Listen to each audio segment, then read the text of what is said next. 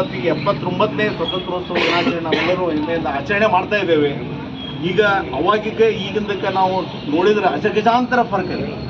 ಅವಾಗ ನಮ್ಮ ದೇಶ ಹೇಗಿತ್ತು, ಇವಾಗ ಎಷ್ಟೈತಿ, ಎಷ್ಟು ಡೆವಲಪ್ಮೆಂಟ್ ಆಗೈತಿ. ಪ್ರತಿಯೊಂದು ಇದರಿಂದ ನಮ್ಮ ಭಾರತ ದೇಶ ಆರ್ಥಿಕವಾಗಿ 4ನೇ ಒಂದು ಆರ್ಥಿಕತೆಯಿಂದ ಮುಂದೆ ಬಂದಿದೆ. ಅದಷ್ಟೇ ಅಲ್ಲ, ಭಾರತದ ಸೈನ್ಯ ಸದೆ ವಿಶ್ವದಲ್ಲಿ 2ನೇ ಸ್ಥಾನ ಗಳಿಸ್ತದೆ.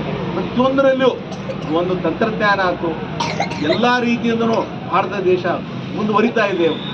ಇನ್ನು ವಿಶ್ವಗುರು ಆಗೋಕ್ಕೆ ಬಹಳ ದಿನ ಇಲ್ಲ ಅಂತಂದು ನಮ್ಮೆಲ್ಲರ ಒಂದು ಹೆಮ್ಮೆ.